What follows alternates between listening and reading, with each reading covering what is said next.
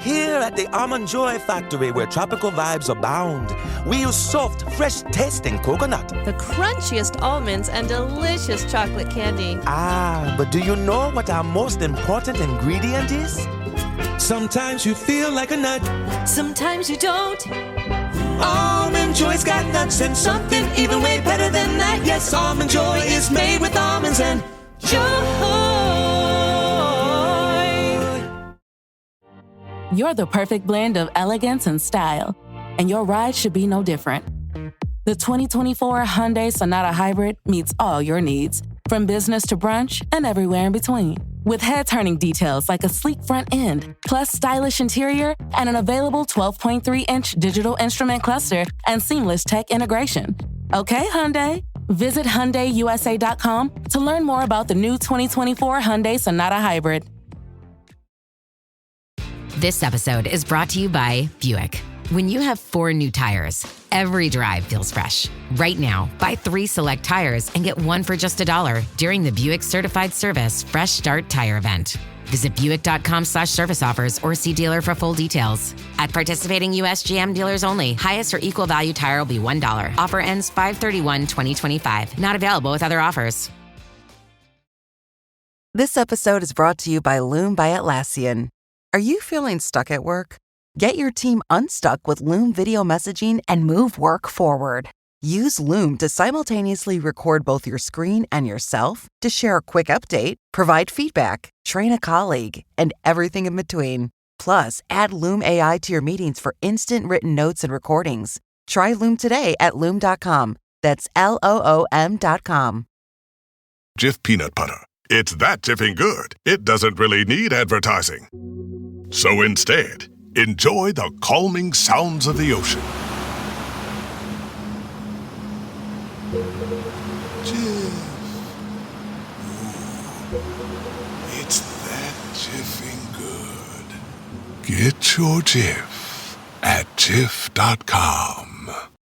This podcast contains mature content, explicit language, suggestive situations, and partial to full frontal nudity. Listener discretion is advised. Don't let your kids listen to this. I genuinely think he's the smartest person who's ever existed. Of course. He got this greenlit, Zach. He got the budget for it. He built an airport. He's automatically the smartest person. I wish it was Sunday.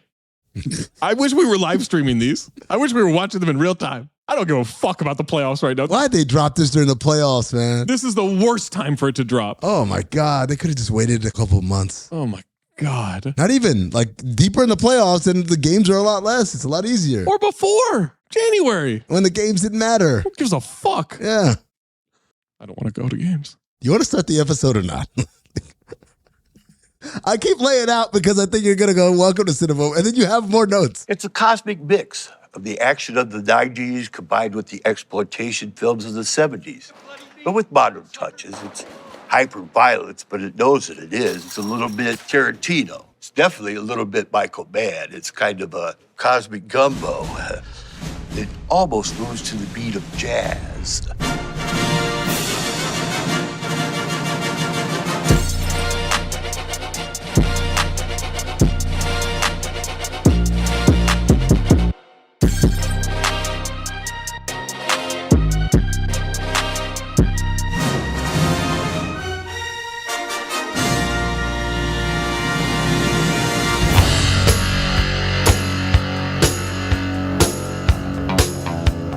People are genetically inferior, or they're culturally crippled, or they're socially deprived. How come God couldn't make everyone one color, like tan? I wish I'd fucked a black broad before I got married. I could really feel 400 years of oppression and anger in every pelvic thrust.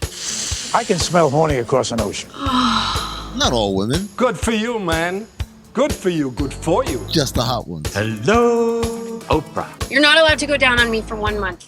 No, Judith, Don't please. make me take away your masturbation privileges. Yeah, I'm horny too, baby. Hey, Charmin, come on down here. Will you want to exercise my dominance? Scaring. I'm getting a patriarchal urge.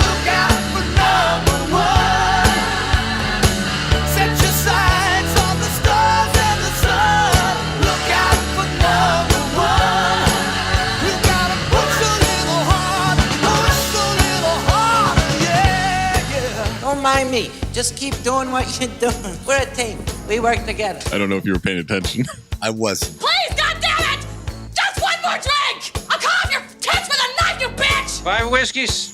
That's breakfast on the river. Yo, you have to clip it, Maze. Clip what? A fucking tiger? What are you talking about? It's not that hard. Just chop, boom, out. Wow, Maze has a really hard job. This is going to be the worst episode we've ever done. My people don't give a ding-dong diddly about what flag fly over Hawaii. You bore me, Fury. Where is the microfilm? It's nothing but a bag of meat and flesh and tendon. Why didn't they just name him Spaghetti Lasagna? Fuck, this movie is 2 hours long? Not the whole thing. This is like the John Gruden emails of movies. Do you like ducks? Or a trench coat full of bees flying around? Like, that would scare me. Imagine bees are cool. That's a duck, man! No, I get it. Coolio. You're the devil's baby, Mama. I didn't lie, Annie. I just didn't tell you certain things. Don't play no reindeer games with me. An American ninja? What are you talking about? There's no such thing. Set your sights on the stars and the sun. Look out for number one. You gotta push a little harder, yeah. You've gotten rich off of the people in this town. You bet your ass I have. And I'm gonna get richer. Coughlin's Law. Go into incredibly descriptive details of the story so we all know. Oh, man. I wish I had better notes. Have you ever heard such a pile of shite? Once I get a DVD player, I'm going to watch Gala Walkers once a day. Come here and give me a squudge. You know what to do from here, Internet. All right, cool. Let me Google how to open QuickTime. Justice is blind. He's got space dementia. But it can be heard. Time to find out exactly what this ooze can do. Pull a fucking rabbit out of your dick and phobe. I'm Temecula's newest hard-on, dog. Hey, look at here. Why don't we eat us a few thousand beers? You can tell me what's buzzing in the big bad city. Coming on, yeah! You gotta look out for number one. Set your sights on the stars and the sun. Look out for number one. You gotta push a little harder, yeah. Enough! It's not funny anymore. Fuck you. You're cool. And fuck you, I'm out.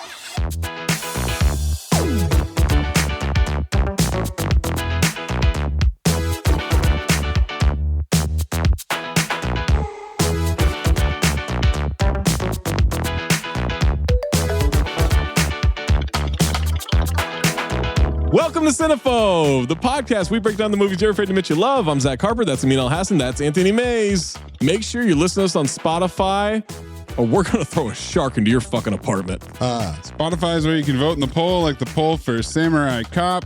38.8% phobe, 61.2% file. 38 phobe? What are you guys doing? Bingo. Spotify is also where you can leave a comment like Champ6790, who said, "Goated episode up there with Ed, D2, and Ghosts of Mars." Ghost of Mars? That's his big four. Champ 6790 sounds like a sports radio. Champ 6790 FM.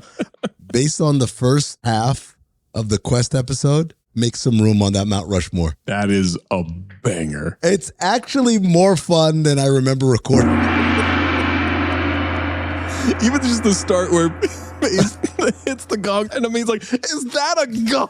I'm going to tell you the part that had me howling, was Zach describing the car busting through and the guy spraying the tires. And Maid's like, no, he shot it to the sky. Like, Zach's like, no. He crashed in it. Zagacto commented, "When I first started watching, I was convinced it was the wrong movie. Nope.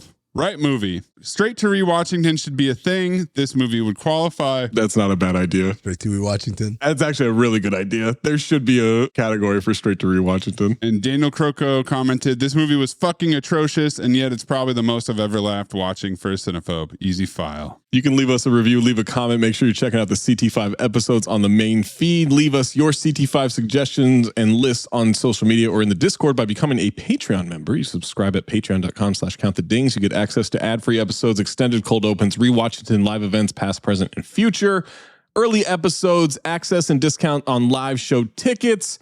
that Discord access, and all of our extra content across the Count the Dings network. If you have a submission, submit it. Reminder, it needs to be 40% or lower on the Rotten Tomatoes audience or critic score. We hit the episode 250. Started a brand new Daisy Chain. I wrote a bunch of stuff. May started censoring it, and then... Chain, chain, chain. Chain, chain, chain. Chain, chain, chain. Chain, chain, chain. Chain, chain, chain. Amin used white guy martial arts training in Asia to have us kick off the stilts, wipe off the clown makeup so we could be sold into fighting slavery while we wait for our boat back to Times Square as we decide to steal a golden dragon from the most charming liar and his hat-wearing partner in the quest. Mace called Muay Thai Island G-League Ignite. I used Tommy Gun to realize we died at the hands of a Russian. Didn't want anything to do with our estranged 12-year-old. Decided to push him aside to mentor a dummy from Orlando, Homa. All while trying to figure out how to be a manager in our CTE head movies with Rocky V.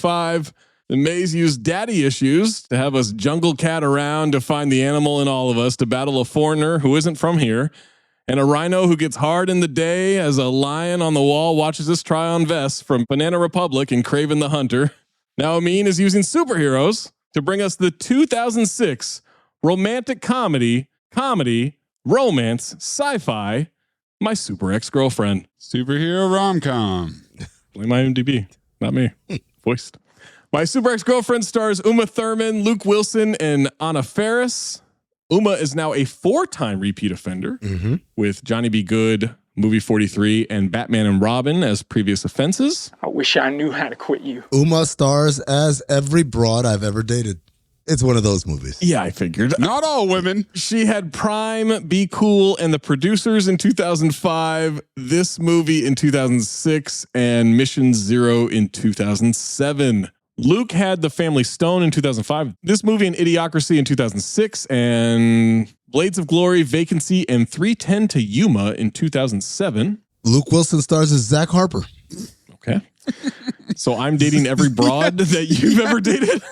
Flawless logic. No. It's illogical now. When we get into the notes, it all makes sense. Got it. Anna joins Mike Ryan in the 5-Timers Club with Movie 43, Scary Movie 3, Waiting and Observe and Report as previous offenses. I wish I knew how to quit you. She had Brokeback Mountain, Waiting, and Just Friends in 2005, Scary Movie 4, and this movie in 2006, and Mama's Boy, and 3 episodes of Entourage in 2007. Every broad who won't date me. Rainn Wilson from The Office. White Shroot. He stars as Amin Hassan. That I agree with, yes. There's some moments that same notes too. Yeah. The notes will bear all. Eddie Izzard from Mystery Men. Mark Consuelos, repeat offender from Cop Out. I wish I knew how to quit you. Kelly Ripa's husband in real life. Oh. Call him Mario Lopez. Wanda Sykes from Curb. Wanda Sykes stars as Wanda Sykes. Yeah. Catherine Reitman, repeat offender from Twins. I wish I knew how to quit you. And that's Maureen Ponderosa. Maureen Ponderosa is what I called her. Also from Sunny, Andrew Friedman. Uncle Jack Kelly. Back-to-back Sunny, folks. We've also got Clem Chung from What Happens in Vegas. Oh. Yep. Yeah. I wish I knew how to quit you. There's also someone in the cast named Big Guido, Zach. That's his name. I'll give you 3 guesses. Who Big Guido plays? I'm going to guess the big goon that helps out Bedlam. Yes, Big Guido plays Big Guido. Okay. My Super Ex-Girlfriend was directed by Ivan Reitman. Ivan has directed Meatballs, Stripes, Ghostbusters, Ghostbusters 2, Kindergarten Cop, Junior, Evolution, Draft Day, and repeat offender for Twins. I wish I knew how to quit you. It was written by Don Payne. Don wrote Thor, Thor the Dark World, and repeat offender for Fantastic Four, Rise of the Silver Surfer. I wish I knew how to quit you. Well, he wrote all the boring Thor movies. Yes. Got it. Synopsis for My Super Ex-Girlfriend. When a regular guy dumps a superhero for her neediness, she uses her powers to make his life a living hell. Accurate enough. That was the premise. Maybe get to that earlier in the movie. Sure thing. Tagline, he broke her heart. She broke his everything. She actually broke his everything while they were still together. Yeah. Before he broke her heart. 3 other taglines. If you love someone, set them free. Hell hath no fury, like a superwoman scorned. There you go. Now we're back. He wanted a break. Now she wants to break him. Yeah, that's true. I must break you. $30 million estimated budget, gross 22.5 million US, 61.1 million worldwide. Pretty cheap, man. Before we jump to this movie, listen to the rest of this podcast. My Super Ex-Girlfriend is available on Hulu. My Super Ex-Girlfriend receives 40% on 129 critic reviews on Rotten Tomatoes, 31% from the audience on over 250,000 ratings. Guys, that's a DQ. It's a Dairy Queen. Yeah, I mean, we call the double qualifiers DQs. We don't. Yes, we do. Amin, would you like the positive or the negative reviews? I'm a half crazy girlfriend kind of guy. Zach, give me the positives. Hey, John, that's weird. That glass looks half full to me. Wow. Now that you mention it, it is half full. Michael Dukina of themoviereport.com. My brother. I thought about saving him for last. I thought, no, I'm going to lead off with him. Nice. A breezy time pass entertainment with a little hint of bite. Little hint of bite, yeah. It means absolutely nothing. It means Michael Dukina's had himself a crazy ex-girlfriend before. Kevin Carr of 7M Pictures. That's another guy. Uh-huh. It teetered on the edge of totally sucking, but in the end, it actually pulled everything off. Mm-hmm. Betty Jo Tucker of Real Talk Movie Reviews. BJ Tucker.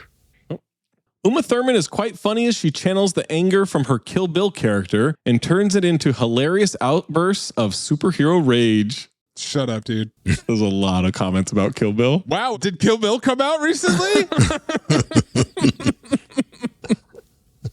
Ya girl, Mel Minnow of Movie Mom.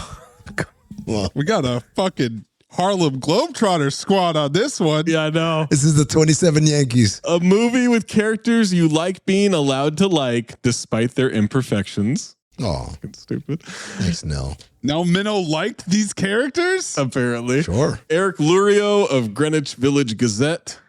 This is your typical monster movie. And while there are a few funny scenes here and there, Matt's too nice a guy for us to truly enjoy his discomfiture. Mayes clipped my explanation of what I thought Tammy and the T-Rex was about.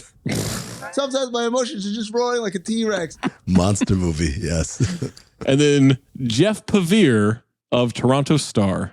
Ivan Reitman's funniest movie since Ghostbusters, and a riff on superhero mythology that plays like a mashup of Bewitched, the TV show, not the movie, The Breakup, and Fatal Attraction. All right, that's a pretty generous review. Absolutely insane combination, yeah. Bewitched the movie, did that just come out or something? Negative reviews. Stop being a pessimist. This tank is not half full. It's half empty. Jim Chastain of Norman Transcript. Jessica Chastain. Jessica Rabbit. B-Rabbit. Be real. Ah, Cuban B. Yep. A one-joke film that runs its comedic course in about 30 minutes. It is pretty much a one-joke movie. Joe Utici of Film Focus. Utici Ubai. It might be Utici, Utichi. Oh, I think that's something you got to get checked out. Cranberry juice, clear that up. The good news is that My Super Ex-Girlfriend does actually end. Owen Gleiberman of Entertainment Weekly. Good to be Gleiberman, Globen. A movie that would rather tweak male paranoia than liberate a nerdette terrified of her powers. Shut up, you simp. Why would she be terrified of her powers? Liberate a nerdette? That doesn't make any sense. Stop trying to pander. She's had these powers since high school. She's not scared. She's good with them. Yeah. Yeah, also, she's a menace. Sean Burns of Philadelphia Weekly. George Burns. I didn't think it was possible, but here's a movie that hates women even more than the current season of TV's Rescue Me. Topical. Wow, Rescue Me? Yeah. What a shout. And not just the show, the current season. Yeah. I got to check out Rescue Me, I guess. Oh, you would love Rescue Me. Oh, yeah? Absolutely. Nice. Put on the list. Blank user, 0.5 star out of 5. This movie was horrifying, and the filmmakers had the gall to treat it as a comedy. An absolutely clingy, jealous woman who's a superhero ruins the life of a guy who has perfectly good reasons to break up with her, and it's played for laughs. The movie would sure as hell be taken seriously if the genders were reversed. I'm sure the premise could have been interesting, and I have no problem with the actors, but this comedy was such a huge misfire. Though the lack of memorability, lack of laughs doesn't do this movie any favors either. In My Super Ex-Girlfriend's attempts to stand out from other rom-coms and superhero movies, it ironically fails to stand out in either one of those two categories. Why wasn't this a horror movie? Wouldn't it be even more offensive if the gender roles were reversed and it was still a comedy? Oh, Amin, I don't think you're doing enough manosphere here. Oh. Let me see if I can help you with this next review. Okay. All right. Last review. Blank user, 0.5 star out of 5. A man is controlling and jealous, smashes the window of his partner's car, and then post-breakup is violent, abusive, gets them fired from work, and almost forces his partner to leave the city. Oh, wait. I'm sorry, that's domestic abuse 101. But in this movie, it's a girl doing all the above, so it makes it funny. Ha ha ha. Oh, silly me. My female brain got confused. Film noir at the end of that one. Oh my God. What? There were a lot of those. Wow. Yeah. I'm guessing a lot of them were recent. They were scattered throughout. Yeah. It was a pretty consistent over the years. A lot of switch to genders and this is bad. Okay. Sure. I guess. I might have to supercharge myself on this. Oh boy. I feel like it'd be a much shorter movie. He'd just kill her. I think that's the movie enough with J-Lo, right? I think that's what does that qualify? Does that qualify? Well, hold on with your excited tone. I think it does, and I don't know that. Because that movie, I think. Hold on, Lando. I don't think that was well received, right? Enough. Drum roll. 22% by the critics. Oh, my boy. God. Oh, boy. Where's that? Update that spreadsheet, folks. Future cinephobes. Well, we'll get Amin's first note, May's first note, and my first note after these messages. Or if you're a Patreon member, patreon.com/countthedings, you get an ad-free episode right meow. Whatever the occasion, effortless elegance is right this way. Because Hilton brings you new ways to stay courtesy of the Nomad London. And it doesn't stop at award-winning dining in a space draped in velvet and illuminated by vintage chandeliers. No, this day goes beyond with unparalleled personalized service and attentive hospitality. Oh, and did we mention the Nomad London can be booked using your Hilton Honors points at Hilton.com? Hilton, for this day. Finding a new job is stressful. But with Indeed, it doesn't have to be. Just fill out your Indeed profile with your skills, experience, and desired salary. The more you fill out, the better your matches will be. And hearing from hiring managers will be 2 times more likely. Relax. That's your Indeed profile sending opportunities your way. Indeed, the world can work better. Ryan Reynolds here from Mint Mobile with a message for everyone paying big wireless way too much. Please, for the love of everything good in this world, stop. With Mint, you can get premium wireless for just $15 a month. Of course, if you enjoy overpaying, no judgments, but that's weird. Okay, one judgment. Anyway, give it a try at mintmobile.com/switch. Upfront payment of $45 for 3-month plan, equivalent to $15 per month required. Intro rate first 3 months only, then full price plan options available. Taxes and fees extra. See full terms at mintmobile.com. What does every USAA member have in common? Family. We're one big family who supports the military community and their eligible families. And if you, your parent, or spouse served, you could join our family and save big on auto insurance. Visit USAA.com/join today to check your eligibility. Membership eligibility and product restrictions apply and are subject to change. USAA means United Services Automobile Association and its affiliates, San Antonio, Texas. Amin, what is your first note? Zach would most likely be in this situation. 100%.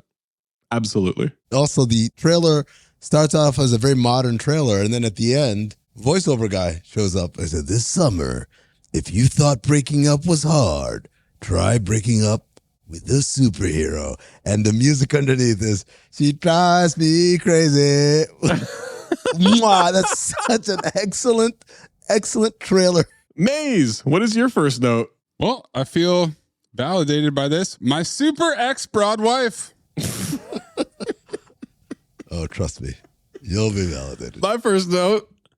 This title always makes me think of the theme song to My Crazy Ex-Girlfriend, which was a banger of a show. Maze, clip it. She's the crazy ex-girlfriend. What? No, I'm not. She's the crazy ex-girlfriend. That's a sexist term. She's the crazy ex-girlfriend. Can you guys stop singing for just a second? She's so broken inside. The situation's a lot more nuanced than that. C-R-A-Z-Y. Okay, we get it. Crazy ex-girlfriend. Oh, man. When you were telling the story last night, you had so much detail. The detail was so rich. It was rich detail. Go into incredibly descriptive details of the story so we all know. Oh, yes. Now it's time for the scenes. Here's what happened. Bow. We got a shot of Lady Liberty. Repeat offender? Thought she'd be on the spreadsheet. I haven't been tracking her. Yeah. I went to it and was very disappointed and thought, okay, guess my other cohorts here are not allies who celebrate women. You know, that's not my job. We do know it's not your job. I don't have access. Foisting.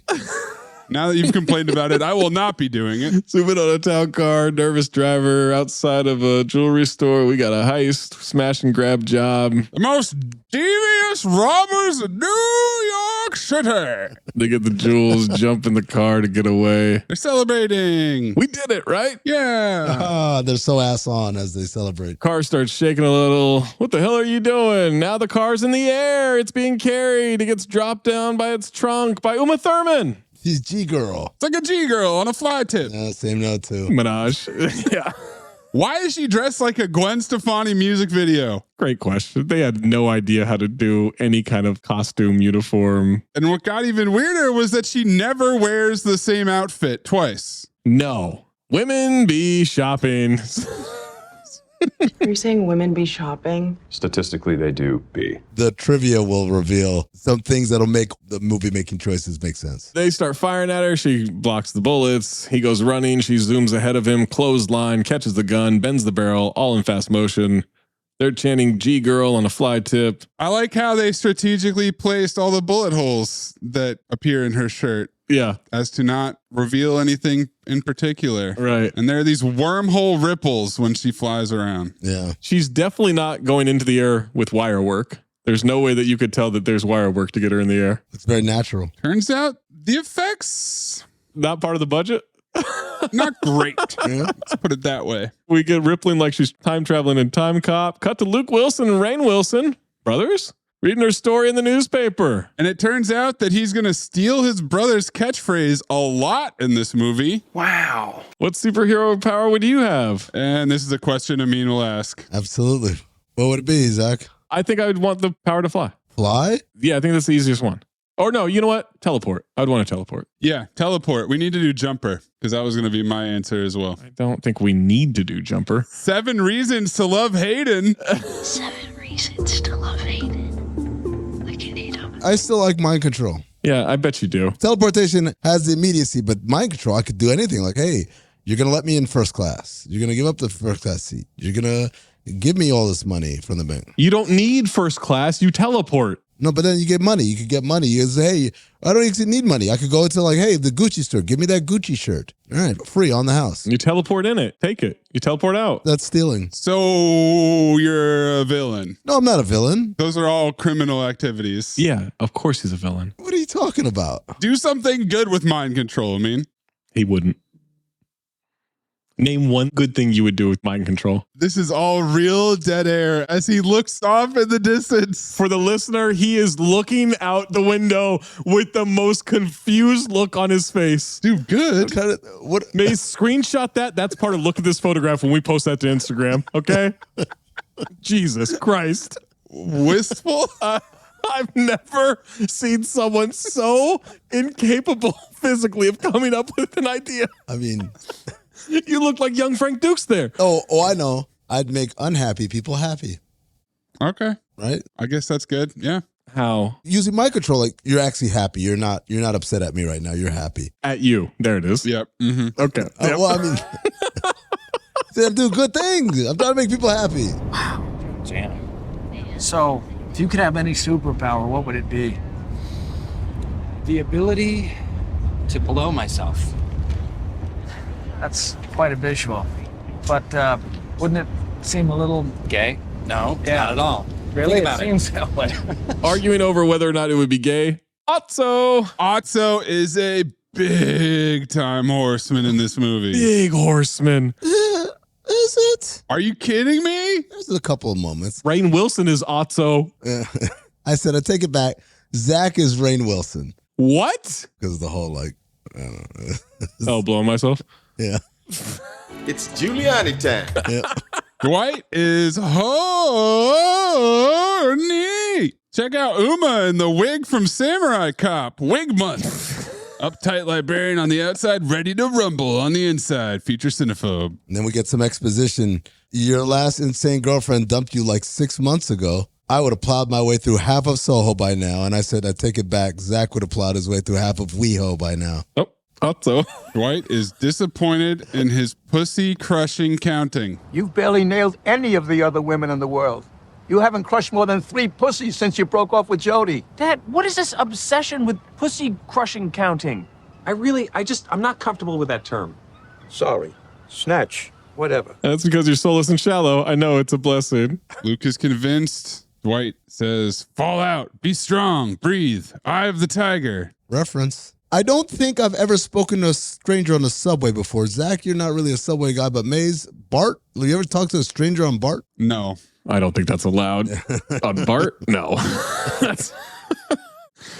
She immediately cuts him off with no. He looks back at Rain, who gives him a white power fist, maybe? I don't know. Maybe just tell him to be strong.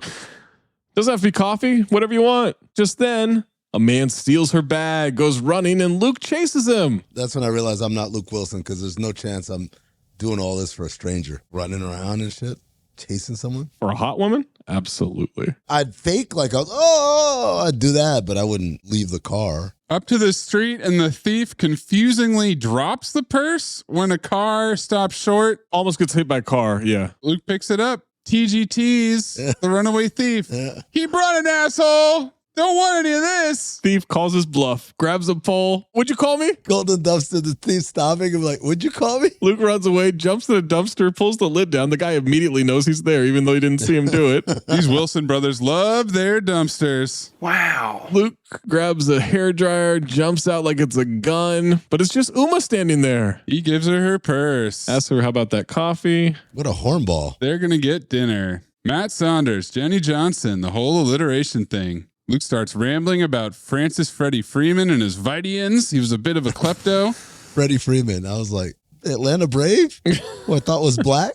You won't give him her number, but she'll take his number. And he says, do you have a pen? I chucked it up, it's 20 CB. This is not how she blows off losers. As we pan up, we see the thief, head stuck in a fire escape. Yeah. Just one of those days. Being pretty quiet. Yeah. Not calling for help or trying to get anybody's attention. Nah. Cut to the office. Cubicles. You know what's also, I mean? This fucking soundtrack. Oh my God. Okay. Fair enough. Soundtrack's a horseman. One of the worst soundtracks what we've ever had. No, it's a time travel soundtrack. Yeah. Brings you right back to those hits. Hey, everything's right, say everything's right tonight. Hey, everything's right, say everything's right tonight. We're in an architecture office. Anna Faris throws a balled up paper at Luke, hits him in the face. They're architects? They sure are. They talk about it maybe 3 times. Light workplace banter. Dwight bops him on the head as he walks by. They look at blueprints. It reminded me of Taffer right before the big remodel. Same note too. Yep. Luke checks out her ass and asks about her boyfriend. Steve's good. Back from Milan. Shows him a magazine with his new Joe Boxer campaign. 3 broads. Joe Boxer is Otso. That's Otso for sure. Wow. He's buff. Are you into that? Like, this would be more your style. He's right. They're not into that. This is more their style. Puts his hands on his torso. You give me 2 months in the gym, personal trainer, right steroids. I look like that or better. Cut to her on a ladder, cheeks filling the screen. Luke's staring at him. Nice, Roundy. Wanda walks in. What are you doing? The way Wanda pokes her head around the corner. So funny. What do you do? Wanda doesn't have a lot in this movie. She's a 10 out of 10. Luke says they're reshelving reference material. You was staring at her butt.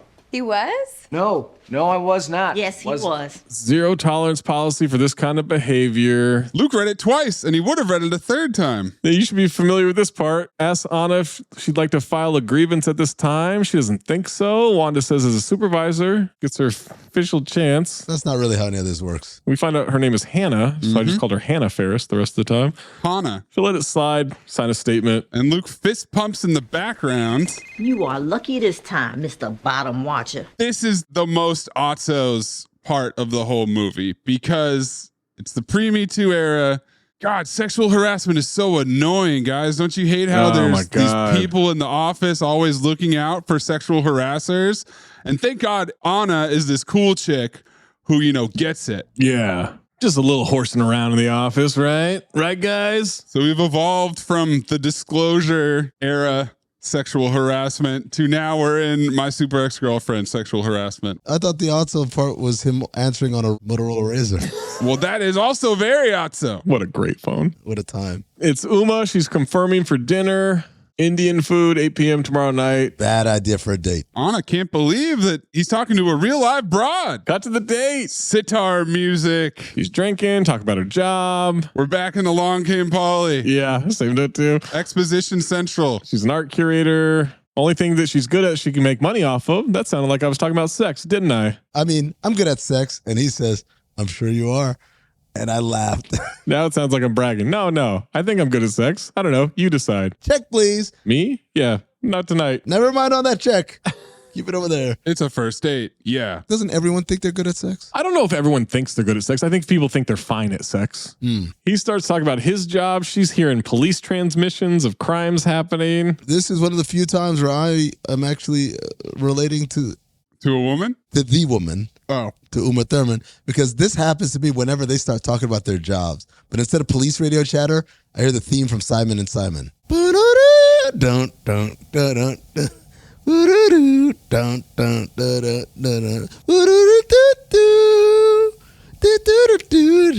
She fakes going to the bathroom and zips off to solve crime. He pulls out his razor again. Otso is pulling away from the field. Calls Dwight, who's at the scene of the crime or whatever. How is she? She's a talker. Doesn't matter. Dwight doesn't care that she's a talker. He's only concerned with the pussy crushing. That's when I said, oh shit. Am I Rainn Wilson? You had to ask? I knew when you're talking about blowing yourself. I would never blow myself. He's talking about life in general. That is the only question. Have you crushed puss? Dwight's outside a big fire. He only cares that it's blocking his way to the gym. G-Girl comes zooming in. Wow. It's G-Girl on a fly tip. No. She's doing her thing. That's his description of her. She's doing her thing. Why not? Creates a tornado by spinning. She's blurry, but still pretty hot. Yeah. I like his analogy, spinning around like one of those things that spins. Yeah. Placeholder line. They start wondering what the G stands for. Good kisser, goddess woman, G-spot. Uma comes back, says huge line in the bathroom. She's got soot on her chin. I hate when that happens. When what happens? Mystery smudges. Cobra formula. She excuses herself. Goes back to the bathroom. Did you just go to the bathroom? You're creepy for keeping track. Cut back to the office. Anna Ferris, the office cool chick, thinks Uma sounds like a nutcase. So she's perfect for me. Yep, that's me. Crazy women are attracted to you. I swear to God, my note is, oh, so this is Zach. Yeah. They pretend to work for about 1 second. Computer goes out. Luke crawls under the desk. She kicks him in the ass. He grabs her ankle. Sexual harassment's a two-way street, okay? Don't just think because I'm a guy that you can manhandle me. Hey. Okay, Otso, settle the fuck down. Oh no, Steve just walked in. Wants to know what the hell's going on. Luke rambling excuse. Just kidding. No, he said, I'm screwing with you. I'm not worried. I was like, fuck, man. It's all over. Yeah, that's tough, man. They start kissing. Wanda walks by. Not here. Steve introduces himself. He's met Luke 5 times. Luke says he's very forgettable. Jokes that his mom would call the cops on him every morning. And Steve checks with Anna that it's a joke. Terrible fake laugh. Horrible dap. He hurts Luke's hand. Then she warns that the woman is trouble. Cool chick. Cut to the gym. Rain quits playing racquetball with him. After seconds. Tweaks something in his back. Guys in the movies always play racquetball or squash, which I don't know what the difference between the one and the other is. The size of the court. I think it's just easy to film. It's a rich white guy thing. Is he rich? I get conflicting things. Well, they're architects. Have you seen his fucking apartment? His apartment says, yes, he's rich. His car, a Dodge Charger, says, no, he's not. But he also lives in New York. He doesn't really need it. It's also the Otsos. That's what it is. I'm sorry. Dwight is obsessed with pussy crushing counting. Says call her back. She's good to go. Pervert on the aerobics class as they talk. She's neurotic and distant. That's good. That's a good thing. Very good thing. Hellcat's in bed. Rawr. Coitus maximus. None of this, oh, she could be the one. No feelings crap to get in the way. Pure carnal nirvana. Luke calls his argument repugnant and intriguing. He says that's kind of my thing. Yep, that's what I mean. Cut to a second date. He has a rose for her. She says it means passion or love, then gets nervous and starts scrambling. Doesn't think that means that he loves her. I've dated this exact woman. She walks back every statement she makes, arguing with herself. A taxi ignores Luke. She uses her super suck breath to stop the taxi and make it burn out. She sucked the shit out of that cab. Check, please. Cab driver is checking his tires. Uma wants to stop by the gallery. He's giving horrendous running commentary on every sculpture. None of it's interesting. Bingo commentary is what I called it. I loved it, though. We got a deer statue with a woman's foot stuck in its ass. Ouch. Ouch. Of course, Amin likes that. You didn't like it? No. You didn't like it? I thought it was... No, it wasn't funny. It wasn't interesting. I'll tell you why it's funny. It's funny because it is the polite remark that someone tries to feign interest in the shit that you do when he has absolutely no interest. I don't think it's lazy writing. I think they're portraying this dude who's just saying whatever to get in bed. Uma says no one's ever helped her except Luke. What did he do exactly? I guess the purse snatching thing. Yeah, man. You're my hero. Luke kisses her. She's moaning loudly. She says he's using his tongue all wrong. You're not supposed to stick it out there like a dead fish. You're supposed to flick it a little. Definitely Zach. Brother, kiss me, find out. I think I was flicking it, wasn't I? No, not enough. She wants to show him. Oh, I thought you were talking there. I was like, where are you? Cut to them going into his apartment, making out hard. She's wrapped around him. He expositions about his place, and it reminded me of Curb Your Enthusiasm, Crazy Eyes Killer, giving the tour of his house. Okay, yeah. See, this is a dining room, you know? This is where you eat. Yeah, you do dining in here and shit. You got some, got a table, a dining room table. Yeah. You got some chairs and shit, you know what I mean? Got some lamps and shit. Got the floor, you know what I mean? It's made out of, some floor shit, you know what I'm saying? Yeah, it's floor shit. Yeah, got some steps right here. Steps 4 here. motherfuckers. You know, I wanted 3, but I was like 4 is better. Describing what happens in every room, like we don't know what the fuck a house is. He doesn't use the dining room because dudes don't cook. Shows off his enormous goldfish, Biggie Smalls. And then a golden dumpster robot pigeon lands outside his window to watch them fuck. Oh boy, Cucko Birdie. I called it a cuckatoo. Eyeball extendo. It's from the Professor Keen Bean collection. Eddie Izzard spying on them. Smoking a cigarette, blows an O. It's about to be Eddie Jizzard. Oh. No? Okay. He brings her to the bed. It's a great sweater. Wow, what a blouse. He helped you with those buttons. She starts to undo her blouse. She realizes her G-Girl suit is under it. Covers up, runs to the bathroom. Luke thinks it's a red flag how much she goes to the bathroom. It's kind of curious. Undresses in super speed. She hides it in there. Comes out ready. Now that's what I call structural integrity. You architecture banter son of a bitch. Fucking engineering nerds. Again, I think this is great writing. That's insane, Amin. That's exactly how that guy... That is how an architect would. Yeah. She rips off his shirt completely, must be a little nervous, takes the undershirt off. She rips his pants off the same way. She gets on top. Luke says, ain't life grand? Oye Como Va starts playing. Banger. Who would have thought we ended up like this, meeting like we did in the subway? That's exactly what my brain thinks every time I'm having sex. I just met this person at a bar however long ago, and now this is actually happening. Wow, I can't believe you posted that Craigslist ad. You do the Paul Rudd on Hot Ones. Look at us. Hey, look at us. Look at us. Huh? Who would have thought? Not me. I can't believe you responded to my Instagram DM. She's dragging the bed back and forth with every pelvic thrust. It's busting the wall. Crazier sex, G-Girl or Heartbreak Kid? I mean, G-Girl's moving the bed. That's gotta hurt. It's got superpowers. Okay, let me one up you. G-Girl or Nomi Malone in the pool? Nomi Malone in the pool. That's the most insane motions. That would hurt more. Yes, absolutely. He needs a break after 5 thrusts. Same note 2. The leg of the bed frame breaks. She says, sorry, I'll get you a new one. A bed or a penis? Both. Cobra formula? Cuckbro formula. Luke's limping down the street because of his broken hog. Fatboy Slim and Bootsy Collins cover of The Joker. Absolutely. Yeah. And you hate this soundtrack? Get the fuck out of here. CT5 songs. CT5 soundtracks. Dwight is staring at a bartender's popos while she pours shots of Bacardi. Oh, yeah. Yuck.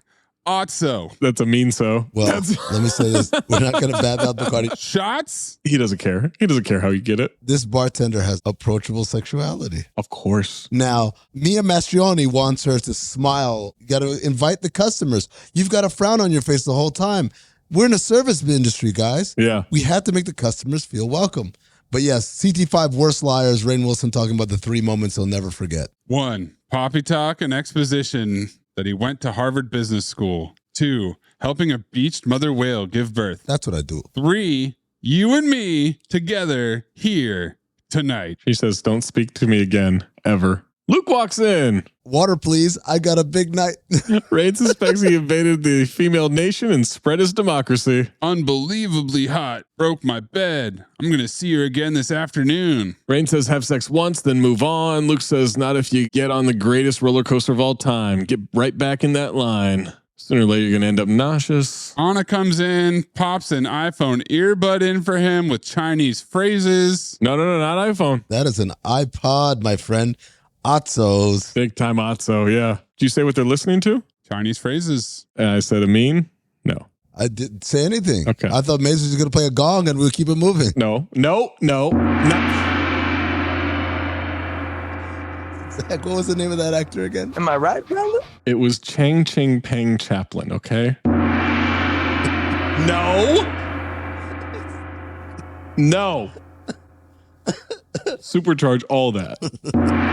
No. This isn't the Quest episode. It's the new supercharger. It doesn't actually supercharge anything. It doesn't. It's just an accent. It magnifies it punctuates it. my It's an God. exclamation point. Oh, shit. Anna is disappointed that he's seeing Jenny again because she's a cool chick and Jenny's crazy. Luke's already leaving. He was there to tell Rainn Wilson that he had sex. And then he's gone. Yes. Big ponytail henchman grabs him, throws him in a limo. Big Guido. He keeps getting slapped. That's a leading golden dumpster for me, is the continued slap and him like, no, stop that. Yeah. Very funny. Eddie Izzard is sitting there in an ascot. Amin, would you like to change your daisy chain to ascots? Oh, good question. Certainly. Superheroes are out. Ascots are in. Certainly. Luke doesn't know him. Eddie's offended. Do you watch television, read the papers, use the internet for anything other than porn? Nope. Do you watch the fucking news? That Bedlam guy. Professor Bedlam, the supervillain. Regular guy with 10,000 times more money, intelligence, and taste. Starts asking, has he seen anyone? Are you asking me out? Ask me out. Gets slapped again. Tell him everything he knows about his new girlfriend. Luke wants him to hold on. He gets slapped again. Now, look, it's got to stop with the slapping, all right? I just don't feel real comfortable telling you, a total stranger, someone's private habits. He understands. Cut to them dangling him off the Statue of Liberty torch. Super realistic. Uma gets a text on her sidekick, Otso. Oh, Otso. Good night. Good night. Yeah. It's a pic of Luke. Surely you can do better than this guy, Prof B. Ah, yes, Prof B. Super breath to blow her toenails dry. Super speed to change. New shades. Luke's rope gives out. He falls, but G-Girl on the fly tip saves him. Doesn't want him to look. Don't look at me. Don't look at me. Professor Bedlam walks into Jenny's apartment and takes hairs from her hairbrush. It's all a distraction. Cut to Luke and Uma walking on a date. He's explaining what happened with G-Girl. Says the weird thing is the Bedlam guy was asking about Jenny. Incredibly descriptive detail here. So, what was she like? G-Girl? Mm-hmm. I don't know. I didn't really get a good look at her, but to tell you the truth, she wasn't really what I expected, you know? In what way? I don't know. She just seemed a little... Rainy? Not really. Exotic? Effervescent? No, I kind of got this vibe she was a little nuts, you know? Nuts! Yeah. Maybe. I started laughing. She was a little bit preoccupied, having searched the entire city to save you from being squished like a bug on a windshield. Girls all really stick together, don't you?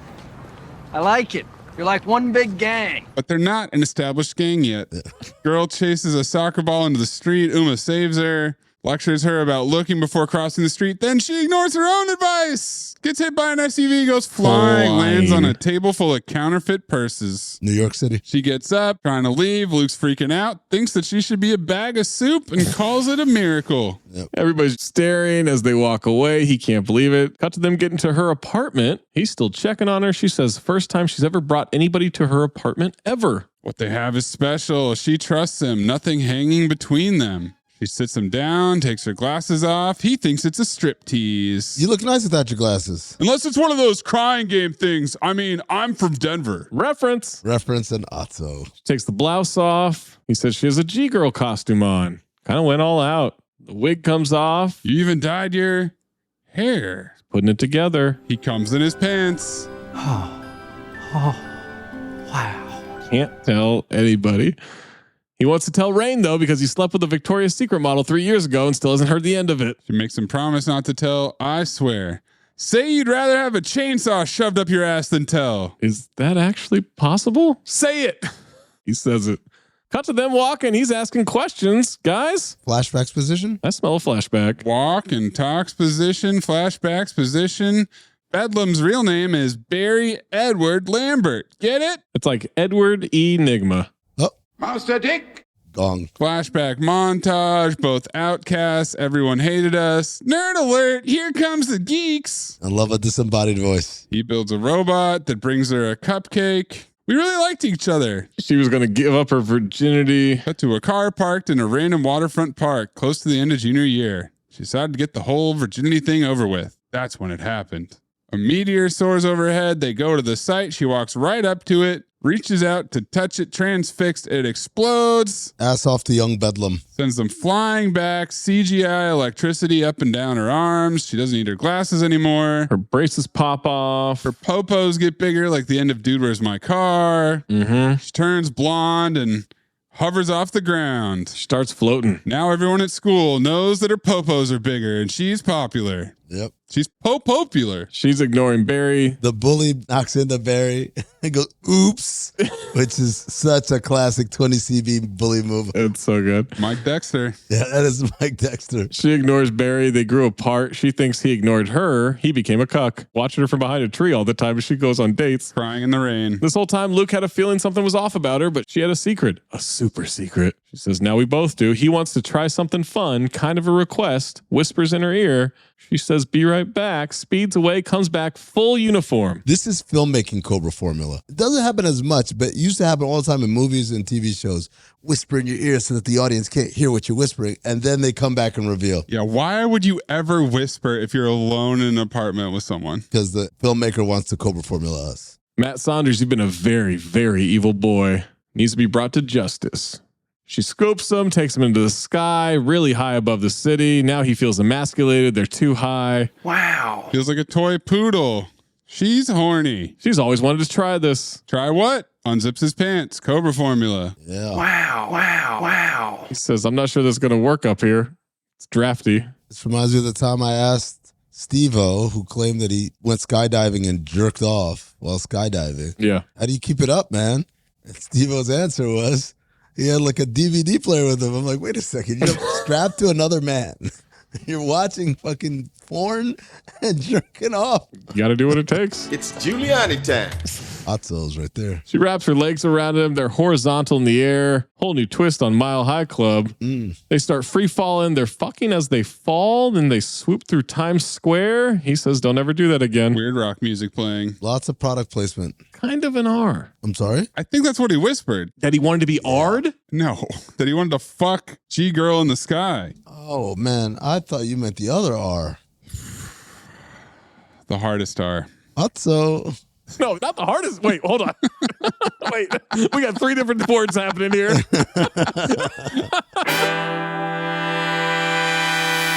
The new McCrispy Strip is here. Dip approved by ketchup, tangy barbecue, honey mustard, Sprite, McFlurry, Big Mac sauce, double dipped in buffalo and ranch, more ranch, and creamy chili McCrispy Strip Dip. Now at McDonald's. Ba-da-ba-ba-ba. My cat Freddie loves to be brushed and cuddled. But stirring up his cat allergens meant sneezing and itchy eyes. Then I found Purina One Live Clear. It's cat food that reduced the major allergen and my suffering in as little as 21 days. Now, we feel closer than ever. If you have issues with cat allergens, you really need to try Purina One Live Clear. Try new Purina One Live Clear today. Purina One, a difference from day one. Are you still quoting 30-year-old movies? Have you said cool beans in the past 90 days? Do you think Discover isn't widely accepted? If this sounds like you, you're stuck in the past. Discover is accepted at 99% of places that take credit cards nationwide. And every time you make a purchase with your card, you automatically earn cash back. Welcome to the now. It pays to Discover. Learn more at discover.com/credit card. Based on the February 2024 Nielsen report. Are your business expenses playing hide and seek? With Uber for Business, the small spends that slip through the cracks, like rides and meals, go right where you need them. Because it integrates with leading expense platforms, you can say goodbye to surprise costs, missing dollars, or chasing receipts. Everything's track downable. Uber for Business. Make small steps that make a big impact. Learn more at uber.com/small steps. Professor Bedlam is doing experiments on Uma's hair. He tries to power saw through it, but it flies off, bounces around the room, and gets lodged in Big Guido's chest. The toughest substance known to man. But don't worry, he's got literal kryptonite. Piece of the meteor, and when he puts it next to the hair, it sucks the powers out. Sucked off. And it cuts with a basic pair of scissors. It's taken him, soft estimate, 20 years to try this. Yeah, I think they say 20 years. He's never tried to steal her hair or use this meteor until now. Yeah, it's all happening. Luke and Anna are in hard hats at a job site. They work for Cockrum Design. Cockrum? Hardly know him. Barely know him. Luke gets a splinter and Anna aggressively sucks it out of his finger. Okay, that is wild. If a girl sucks a splinter out of your finger, you know what that means. You got wood. He's very talented. Daytime. Guess who's there watching, Jenny? Yeah. Arms crossed, music sting. She's here to surprise him. Aggressively makes out with them in front of Anna. He's got an idea. The four of them can go out on a date this weekend. Two happy couples hit the town. That's quick thinking. To dispel any... I'm like, all right then, Dosh. They're at the restaurant.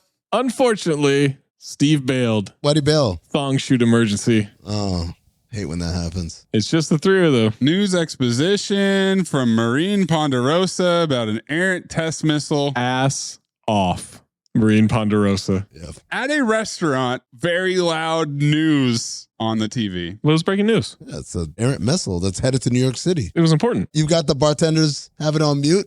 Hold on, we got to turn on this Rangers game. Uma's annoyed. Luke wants her to help, but Uma wants to grill Anna. The news exposition keeps going. There's looting. A fire truck goes by. This is a legitimately great scene because Anna and Luke are terrified. Yeah. G-Girl is trying to keep the night going to keep them apart. Luke's trying to get her to go save them. Don't you think someone should do something about it? All three are completely ass off in this scene. Anna's maybe the best as she's trying to figure out what the fuck's happening. Also, Uma impatiently talking to the waiter. Yeah. We got an order taken. Filled up on baguette over here. She wants a night out. She deserves it. Eventually, Luke convinces her. She storms out, and the news gets a live picture of the missile. G-Girl on the fly tip flies up there, kicks it. It blows up. Thanks to her laser eyes, city's saved. She kicked the shit out of that missile. Kicked the shit out of it. Punted it like goddamn Jack Black. Anchorman. Yeah, the Anchorman.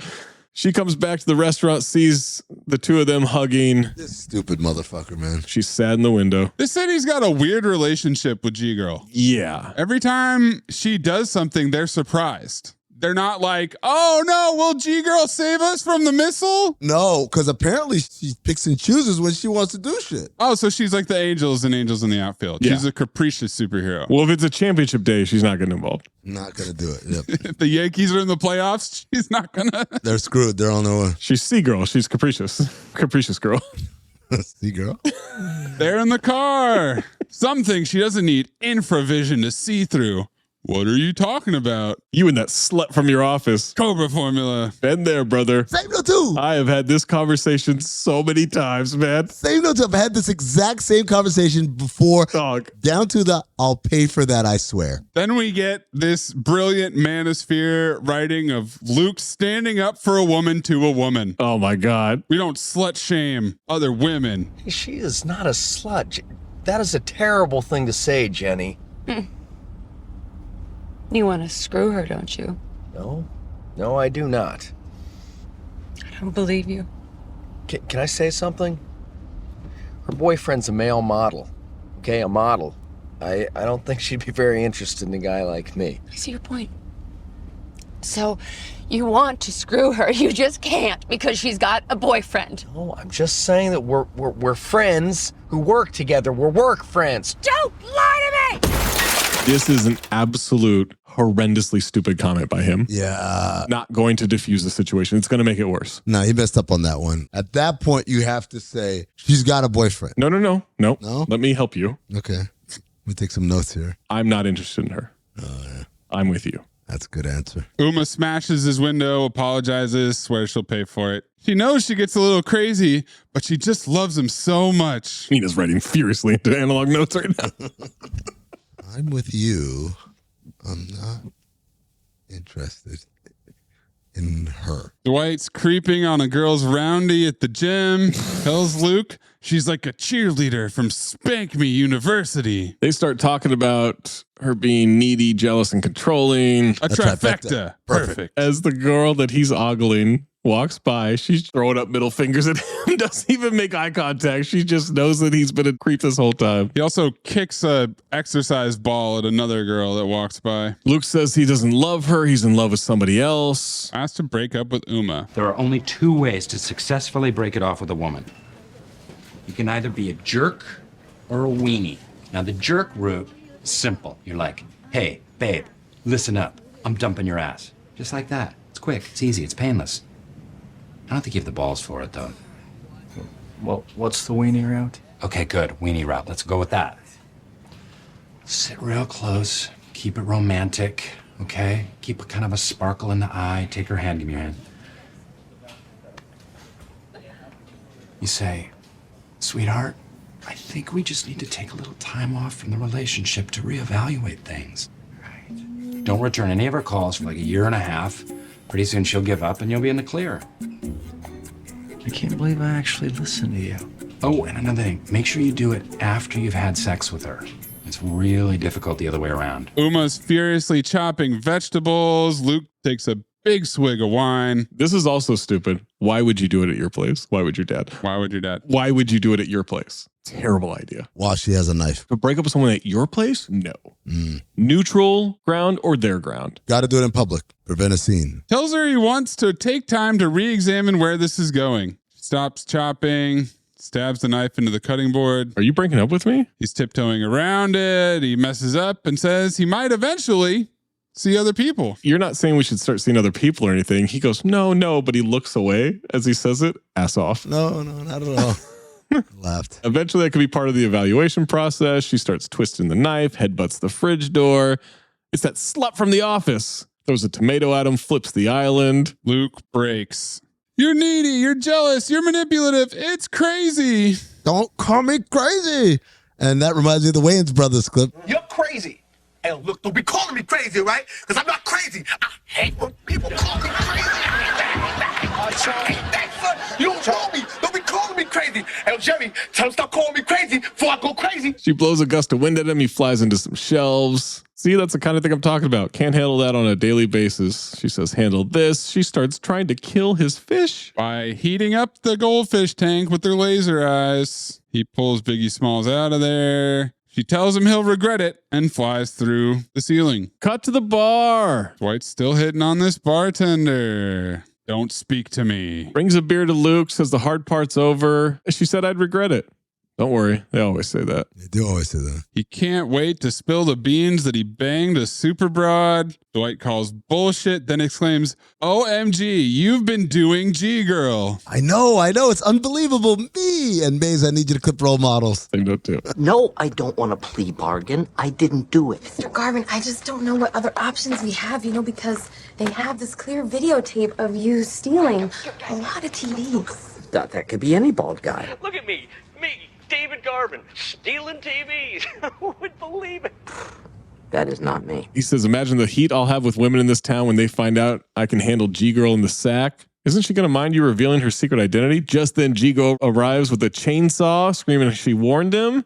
It was a dream. It was a nightmare. He wakes up. Do you think there's any way women would be interested in the dude that's the ex of a superhero? 100%. There are definitely women that would. 100%. I'm not saying they're women you would want to date, but yes. There's a woman you'd want to sleep with. She Hates Me by Puddle of Mud on the soundtrack. I think she hates me. You don't like this soundtrack? Come on, Maze. Otso trash. Come on, this is Otso gold. One man's trash is another man's treasure. He's creeping through the city. He's nervous at his desk. Tells Anna he broke up with Jenny. Tells him to lay off the crazy women and gives him a hug. And Uma's lurking outside the window. So he throws her to the ground. I left. Right in front of Wanda. She saw that. You knocked her down. You hit her. Was there groping? Did he grope you? That was an accident. Accident. Like a fender bender. Grabs Luke's arm, says they need to talk. He's headed for serious trouble. Get his mind out of the gutter to nail this Beijing project. I hear you, homegirl. I got it. What'd you just call me? I don't know. Golden dumpster. I don't know. Wanda gives Luke a card for her therapist. Okay, I'll call him. Her. I'll call her. That boy has a major case of the hornies. I laughed so hard in that scene. That's a golden dumpster. I wrote hornies, of course. Same note too, Wanda. Cut to the garage where his car is. Looks like someone broke in, fried the security camera, and blew a hole through the wall. Only took his car. Cops never say anything like it. Don't make no sense, officer. There's a lot nicer cars here. They point that out. Yeah. Why would they steal his shitty ass Dodge Charger? It goes back to how much money does this guy make? Cut to his home. He's practicing his Chinese. Power goes out. She comes back down through the ceiling. He just got that fixed. Drop by to use his telescope. Nice and dark, isn't it? Luke takes a look as his Dodge Charger CGI spins by with "Suck You" carved into it. Well, maybe you suck. I see what you did there, Mace. Unless she's trying to get back with him. Well, I legitimately was confused. I thought she tried to say "fuck you." Oh, no. And fucked it up. Oh, but we got a PG thing. I thought you were being funny. Yeah, I thought you were being funny too. I thought you were kidding! I thought it was a joke! I even wrote it down in my diary! Veronica had a very funny joke today! I think she meant Eli, man.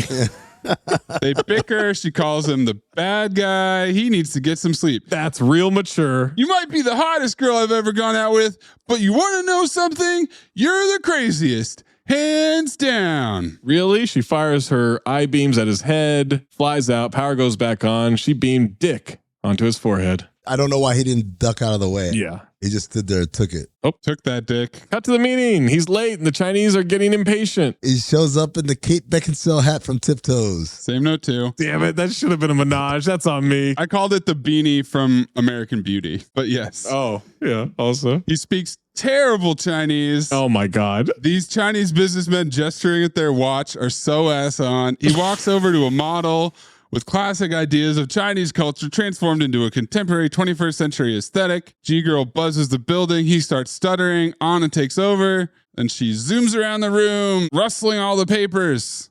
But when she leaves, he's naked with the beanie still on. Wanda calls him one sick bastard. He covers his junk with a part of the model. Cut to Anna applying makeup over the word dick on his forehead. Dwight laughs at him. She's sorry he got fired. She asks what happened. He says, hard to explain. Where are you going? Don't know, don't care. She wants to help. He says, stay far away from me as possible. Don't want something to happen to you. No woman's ever done that to me, and I actually am a dick. Cut to him packing up his apartment. It's Bedlam and his goons. Sees the skylight. Broke her heart, didn't you? Big Guido can't catch a break. Poor Guido. Because he kicks the door open, it bounces back and smashes him in the face. It's his nose, yeah. He's in a sling. Comedy. Wants to help neutralize her. He's not going to help Bedlam kill her. Kill? I didn't say kill. I said neutralize. It's a neutral word. Neutral. Not kill. This is Switzerland. Permanently strip her of her powers. Luke's interested. So she'd just be an average, run-of-the-mill Crazy ex-girlfriend. What? No, I'm not. She's the crazy ex-girlfriend. That's a sexist term. She's the crazy ex-girlfriend. Can you guys stop singing for just a second? She's so broken inside. The situation's a lot more nuanced than that. C-R-A-Z-Y. Okay, we get it. Crazy ex-girlfriend. He wants Luke to draw her into the open, get her when she's vulnerable, and her guard is down. Tells him to contact him if he changes his mind. You can email me at professorbedlam.com, and that, folks, is 20CB. Oh. Because it's not Otso's. In the 20CB, they didn't understand how email worked. Instead of saying, email me at professorbedlam@yahoo.com or whatever, he gives a website. That's not how email works. CT5 websites. Suckmydick.com is number one. I'm Oscar. Morgan Freeman is number 2. Oh. DaddyishBradley.com, ProfessorBedlam.com. Suckmydick.com. Luke's going to try to run away. His phone rings. It's a voicemail from Anna. Something really bad has happened. He doesn't pick up in time. Literally runs out into the street to grab a cab. Let me count the 20 CB ways. Number 1, answering machine. Number 2, trying to get to the phone, but it's a cordless phone and you don't know where the phone is. It's under a bunch of papers. Yep. Number 3, instead of just calling her back, or instead of her calling your cell phone that we know you have, a Razor, that's it. That's the end of the communication. This is all Otso. It's the growing pains of, hey, man, the world has changed, but the people writing scripts hadn't figured that out yet. He goes to her place, asks, what did she do to you? Is G-Girl here? She has no idea what she's talking about. Steve was cheating on me. Oh, thank God. What? Thank God you found out sooner rather than later. I'm sorry. CT5 liar. Caught him in bed with 2, maybe 3 other women. Wow. 3. Wow. So good looking. Love jazz and rock climbing. Took me to nice places and gave me multiple, or Luke cuts her off. Never had fun with him like she does with Luke. He's been a really good friend. He doesn't want to just be the friend anymore. He looks forward to seeing her at work every day. He's in love with her. They start kissing. They're making out. They fuck. You're the smartest, most beautiful girl that I've ever met. I'm completely and totally in love with you. Do you want to be my one and only love? I hate the soundtrack. Next morning, that was great. Didn't hurt at all. Golden dumpster. Might be the best moment of her life. That's not fair. I was going to say that, and I said that's 100% some bullshit Amin would say to what? Get around to. They hear G-Girl yell, hey, sweetie. He opens the drapes. I hate you, Matt Saunders. She's holding a shark, whips it around. Tosses a bingo shark into Anna's apartment in downtown CGI City. Somehow, this shark moves about the apartment. Yeah. Yeah. What? It's feisty. No, both of you don't that. It's like a fish out of water. No. Flopping around. It lands on the bed, and then it turns and it sees Luke Wilson.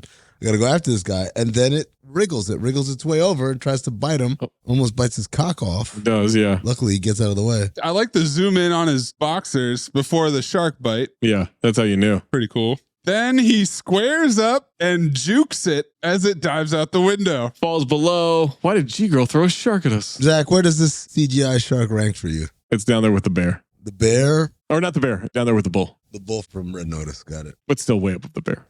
The bear is always good. That fucking Bobby Lee bear. I'm going to call it that. God. He can't tell her. She was so pissed off. Have you done something? Are you in trouble? No. I mean, yeah. Tells her to get outside the city and hide. San Diego, Tahiti, Utah. No, not Utah. Utah sucks. Confirmed at Zach Harper. Tell her to lay low. If I ever see you again, this will all be over. If, because their storm's out.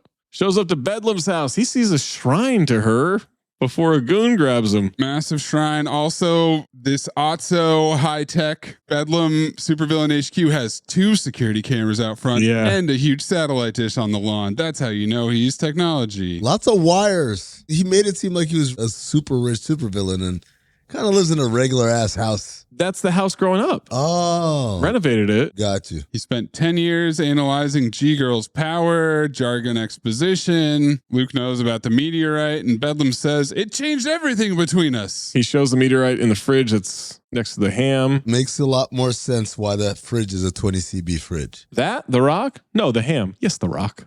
A special rock.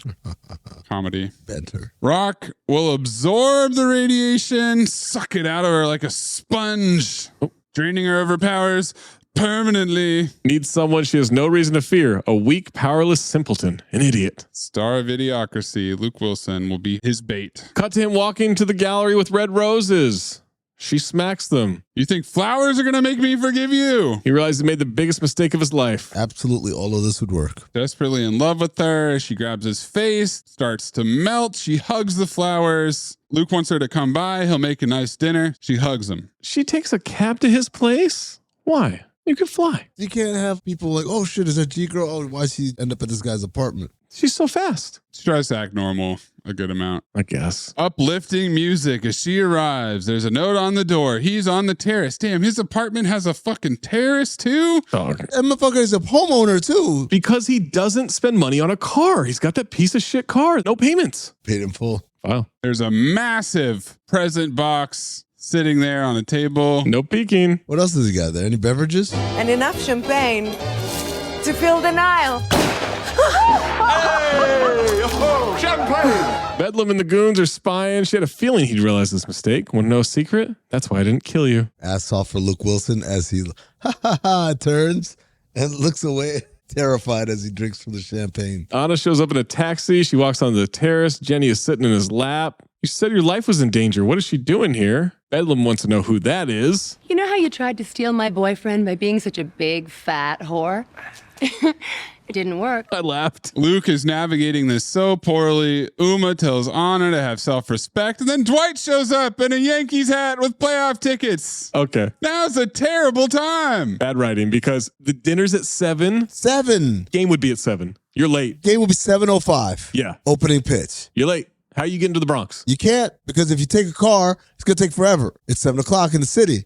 So you got to take the subway. But it's 8 billion stops. This guy lives in a brownstone on like 23rd Street or something. Yeah. You got to go all the way up there. Mass position. Maybe Metro North. Maybe. Ain't enough trains. No, not enough trains at that time. It's not like they got a train every 5 minutes. No. The schedule. Come on. This is written by someone who doesn't watch sports. Uma tells Anna to run along before I have to kick your ass back to Munchkin Land. Oh. Because she's tall, get it? Well, and Anna's short. Anna, what are you going to do? Squash me with your gigantic feet? Got her ass. Jenny grabs her. We're teetering on the edge of a cat fight. We reveal the hair as she pulls off her wig. They both realize she's G-Girl. Like Samurai Cop in the middle of a fight. Same note too, bro. Is that a menage? Oh, yeah, of course it's a menage. Come on. That's my favorite part of the movie. Dwight repeats, "You have been doing G-Girl." And that's CT5 Worst Revelations right there. Bedlam and the goons start running up. Luke has Rain open the box. Open the box. He holds Jenny near it. It starts sucking her off. Not much of a present. Yeah. Is what Ray says. I laughed at that. I guess this box was lined with some sort of retaining material. Now Uma is losing her powers. Dwight, that's a weird rock, dude. My question, do her popos get smaller too? Oh, good question. I think puberty handled that. Oh. Bedlam calls it a happy ending for everybody. Uma knows Luke betrayed her. Bedlam, now it's my turn. I'll be the one with the powers. Bedlam's going to retire. Goon pulls a gun on Luke. Jenny asks if he's an idiot. Bedlam's talking shit. Rain hits the goon. Luke tackles Bedlam. The first thing that Rain does is he's backing out slowly as her gun's drawn, and he bows to Luke. I'm going to go. Yeah. And that's my golden dumpster. Anna stops Jenny from touching the rock. It's a 6-way struggle. The rock explodes. Everyone's knocked back. Anna crashes through a huge skylight down a stairwell. Dwight thinks she's dead. Got to start the grieving process. We got to let her go. Come on, give me a hug, Bear Cub. G-Girl's hovering near them. I thought you were just a jerk. Now I found out you're really stupid. Teaming up with Barry, she flies, flips towards him, kicks him in the chest, stands on him. You broke my heart. Now I'm going to break your everything. Tagline. Guess who else got superpowers? Anna. Oh. Let go of my boyfriend, you crazy bitch. That's kind of a crazy thing to say. You fucked once. You just started dating. We didn't put any labels on this. She's a cool chick. You haven't even gone on a date. Yeah. You fucked once. Wasn't even planned. Showed up because I thought you were in trouble. Now we get a super cat fight. Ram into a car on the ground. Throws her through Steve's billboard. Hammer throw. Jenny flies to Luke. She tries to choke slam him. Uma throws the van at him. Hits her with a street sign. Uma spins around. Anna spins around. Accelerated blurry motion fight, ripping each other's clothes off. Dwight. Wow. Loves it. Still wants to go to the game. It's over by now, buddy. Runs into the bartender. Bartender's there and seems interested. Yeah. Are you with them? See, Maze. Just association got Rainn Wilson laid. Okay. Luke tells the girls to stop before they attack each other on a runway at a fashion show that they end up at. Heatherette, runway, New York City shit. They're terrifying these people. Don't think it's a fashion show. Oh, what do you think it is? This is certain. Gong it before he says it. Just gong it before he says it. Walton Goggin. Walton Goggin. Actually, it's Sam Rockwell. Luke runs in and yells, "Stop!" Gives a rambling speech that she deserves the perfect guy. Says it's Bedlam.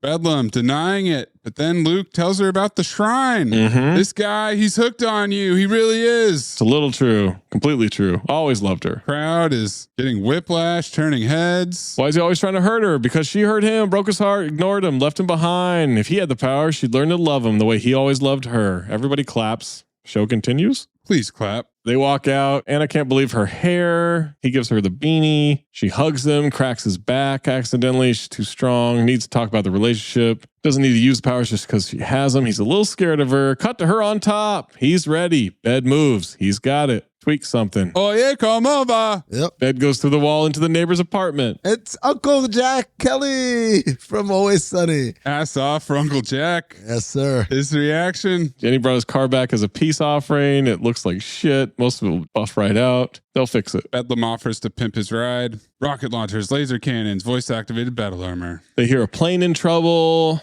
Anna offers help. Could be some heavy lifting. They spin into their costumes, fly into the air.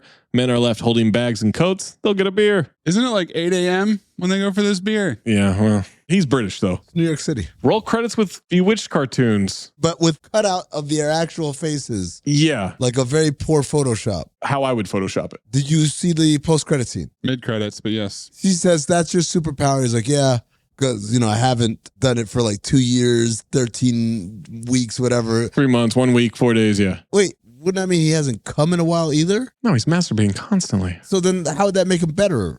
The time off? I think he's being sarcastic. Yeah, I talk a good game, but I haven't been fucking. Yeah, get it? He's obsessed with pussy crushing counting, but he doesn't crush puss. Right, because he looks like Rainn Wilson. Or has he been desensitized? Maybe the masturbation allows his dick to have what was a protective barrier against overstimulation. No? Okay. Did you guys see the post-credit scene? No. When Nick Fury comes and recruits Rainn Wilson to be problematic Avenger. The song over the credits was the only superpower here is love. Love. Oh, what a song. Shoot me in the fucking face. What? Soundtrack exposition. Come on, man. Yeah. Do you get it? What's going on with you? C-Mace, flying, strength. No, love. Yeah, it's a rom-com. And as we know, I love love. Seatbelts fastened. Tray tables in an upright position. Here we go.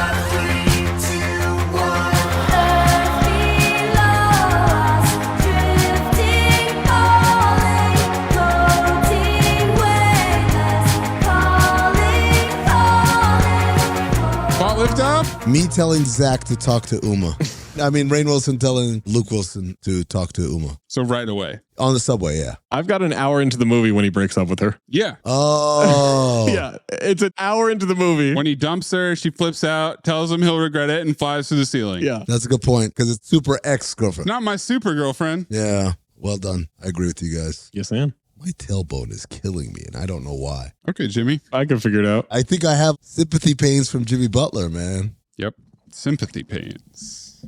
I think men definitely hurt your backside. Why don't you try telling us what the fuck happened? Plot summary. 95 seconds on the clock. I mean, you picked it. Oh, 3, baby. 1, 2.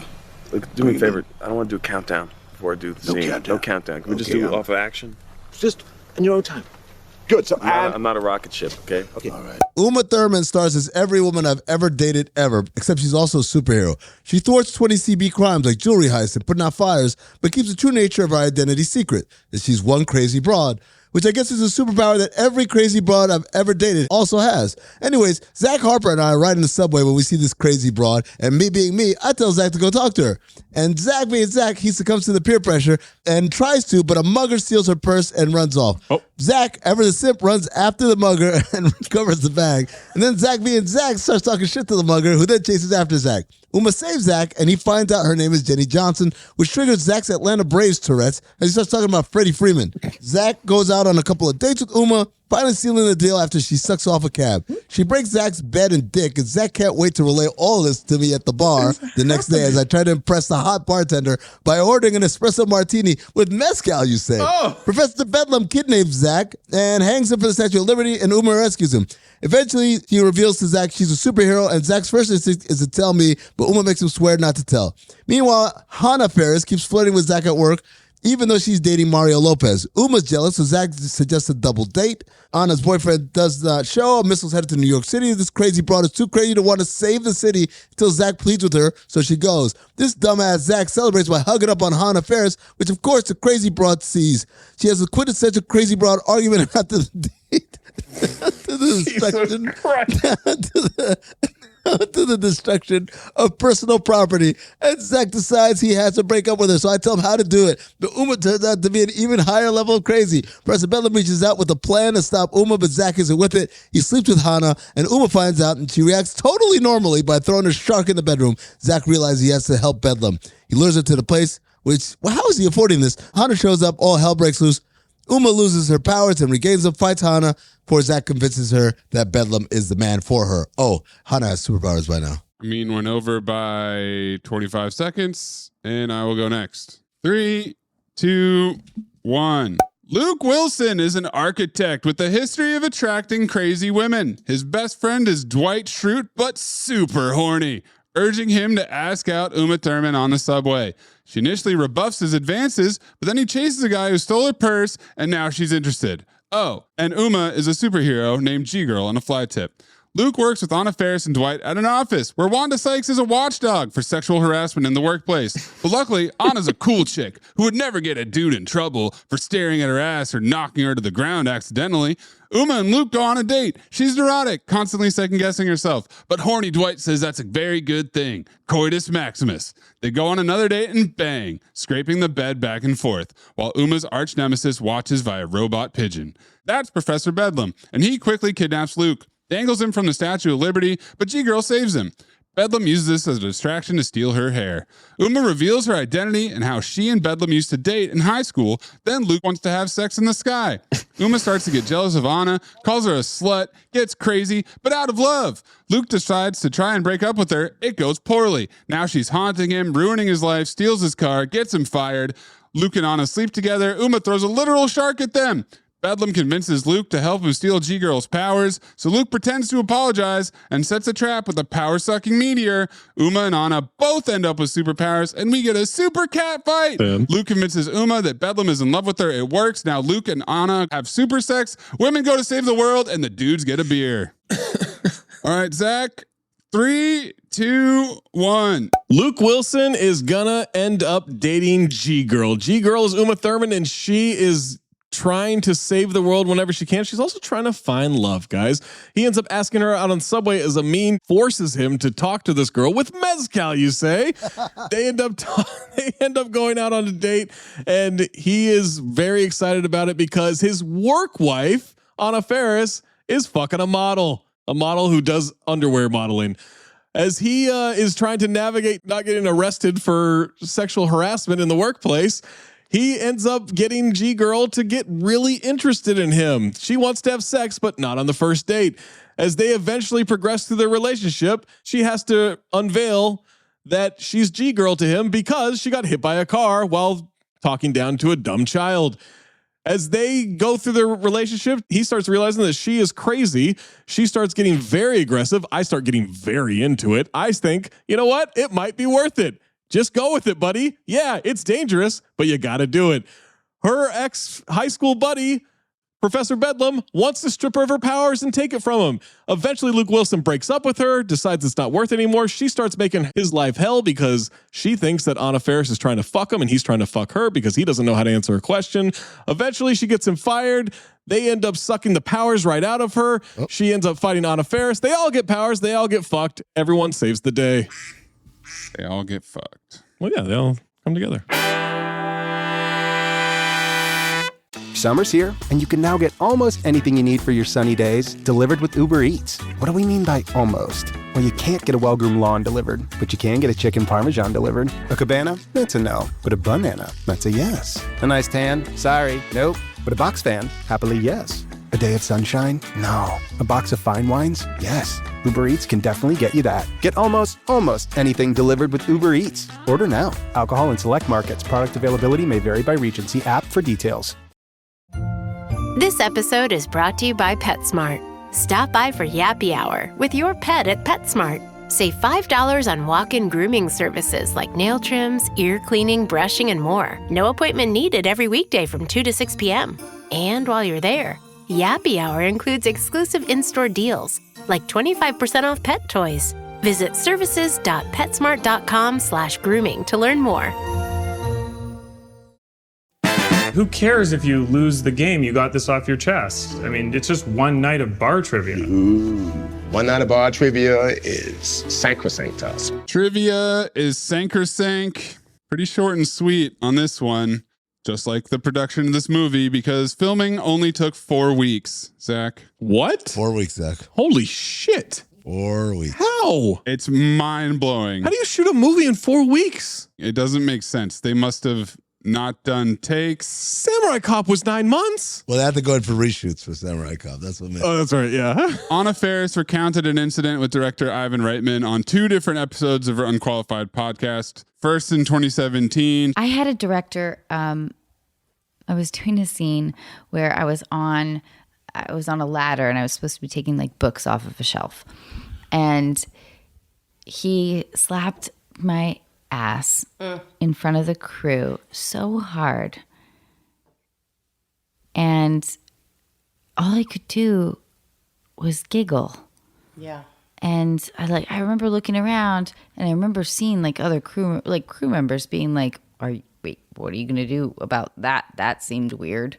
No one said anything though? No, it was the director. And I mean, no one said anything after? No. But that's the part that men can start see, doing. you're not surprised If at there's- all. Yeah. I'm not surprised at all. Yeah. I'm like, no one would say anything it wasn't because a thing. they don't want to lose their job. Yeah, but and you know, and that's how I dismissed it. I was like, well, this isn't a thing. Like, it's not that big of a deal. Come on, Ferris. Yeah. Like, buck up. It's not that big of a deal, you know? Like, just giggle. Yeah. And but it made me feel small. And you know, he wouldn't have done that to the lead male. And then in 2022. One of my hardest film experiences was with Ivan Reitman. Yeah. I mean, the idea of attempting to make a comedy under this like reign of terror. He was a yeller. He would bring down somebody every day. And so my hard. first day, it was me. Which film was this? It was called My Super Ex-Girlfriend. Yes. And my very first scene was a fight sequence with Uma Thurman. Jesus H. Christ. It was just the beginning of it. So we did the rest of the fight much later, but it was all really hard. It was New York. It was winter. And I wear a red wig. And right before I'm in hair and makeup, and my hair lady knocks over a big jar of wig glue. It was like a quart. Oh. And it's all over. I had this Yves Saint Laurent sweater that my character was wearing. They only had 2 of them for a fight sequence. You got it for a fight sequence. I always say, go to H&M. Get us 8 cheapies if we're putting anything on it. So I was like 20 to 25 minutes late on my very first. Through no fault of your own, you'd had a quart of wig glue dumped on your costume. And I was terrified, truly, that my first day, Ivan thinks that I'm some kind of diva that's of course not coming out of my trailer. And also it would be classic on a movie set if everyone's trying to cover their own tracks. So nobody says, I dumped a quart of wig glue on it. Oh, man. I'm like in the middle of the street that's all lit. You know, it's a night shoot, and Ivan is just taking me down. Was he yelling at you? Yeah, he was just like, Annie. He always called me Annie. He's like, you can't play like that around here. Like, this is not like... And I was like, don't do it. Don't cry. No crying. And I felt angry and hurt. Of course. And humiliated. Of course. And defensive. Eventually, I said, did no one tell you what happened? And at that point, he kind of just shut up. And then he like went behind the camera. But then later, he slapped my ass too. That was a weird moment. So he sexually harassed her in a scene, joking about... During a scene about her sexual harassment. Inception. Holy shit. Yeah, but she's a cool chick, you know, so... That's truly diabolical. Mm-hmm. The architecture office workspace in the movie is the actual office of renowned architect Robert A.M. Stern in New York City. That is an actual architecture office. Well, yeah, they didn't have time to build it if they just shot it in 4 weeks. 4 weeks, yeah. Hey, can we use this? Zach, I'm sure you noticed this detail. The castle in Matt's fish tank is a simplified model of Frank Lloyd Wright's famous design for a house called Falling Water. Tell me. Structural integrity. And Luke Wilson had a body double for his nude scene. Yeah, I'll buy that. I saw his face in the other scenes. Yep. Boys, we got one more review. Oh! Yo, I saw someone on the Reddit. They said they thought Tony Medley was a fictional review that you were writing every time. Oh my God, I wish I was this good. This listener, literally, it wasn't until they went back to the beginning that they realized, oh shit, this is a real person. This is a real person who does not live that far from me. Maybe it is you, Zach. Yeah. That's the other thing. That was a weird detail to add to the end of that story. Well, I like to keep guys on your toes. If ever there was a movie I was destined to hate, this is it. Oh my. A third millennium comedy about a superhero. There's a fine line about a good comedy and idiocy. If you see any movie with Will Ferrell or Owen Wilson or any of their buddies, you know well what happens when the line is crossed and it's not funny. Wow. It causes you to squirm and look at your watch. And not only did this film start out with 2 strikes against it, its star was Owen Wilson's brother Luke. Not an appealing prospect. Worse, it is directed by Ivan Reitman, whose list of unfunny attempts at comedy is long as my arm, including lots of Bill Murray debacles and the despicable Animal House. He doesn't like Ivan Reitman or Bill Murray? Wonder of wonders, he has taken a well-written script by Don Payne and produced a truly entertaining film. Against all odds, I enjoyed it, thanks in large part to a superb performance by Uma Thurman and an un-Owen-like performance by Luke Wilson, who is the glue that holds it together. Jenny Johnson is also G-Girl, who has Superman-like powers. She falls head over heels for Matt Saunders and then proves insanely jealous of Hannah Lewis. The bad guy is Professor Bedlam, who was Jenny's high school boyfriend but is now a supervillain. The 2 downsides of this film are Matt's buddy, Vaughn Hage, another in a long line of idiotic friends who have been appearing in films lately. See, for example, You, Me, and Dupree with Luke's brother. He's a cinephobe. And Matt's boss, Carla Dunkirk, Wanda Sykes, a character written and played in a way that demeans and stereotypes African Americans. Yeah. This is surprising because it's such a departure from Sykes' standout performance in Monster-in-Law, where she was the only positive in a bad film. Thurman comes into her own in this film. She's beautiful, in love, and vicious. She shows a surprising range. This woman can bring it. Except for Wilson and Sykes, and it is not Sykes' fault, she is doomed by a poorly written role with racist undertones.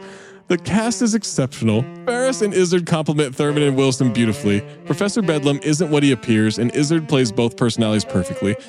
Ferris also shows her range as she plays Hannah as a cute, beguiling girl next door who surprisingly segues into something else near the end of the film. Believe it or not, and I know it's hard to believe, I recommend this film to anyone who goes to the movies to be entertained and come out happy and content without feeling that they had their intellect insulted by frat pack Will Ferrell level humor.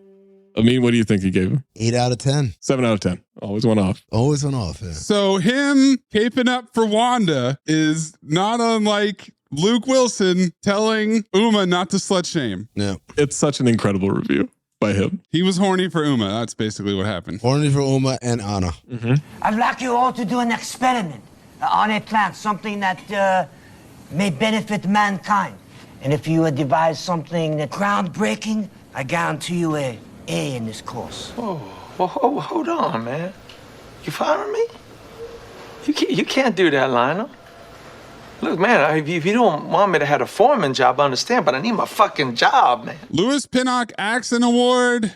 I think it's Luke Wilson speaking Chinese. Oh, I was going to say Eddie Izzard. Yeah, Eddie's quite British. But Luke Wilson talking Chinese, that works? Well, okay. Well, okay. All right, then That's just a super long pause. That was a moment of silence. Let's show them who the horsemen are, guys. Yeah, we got soul.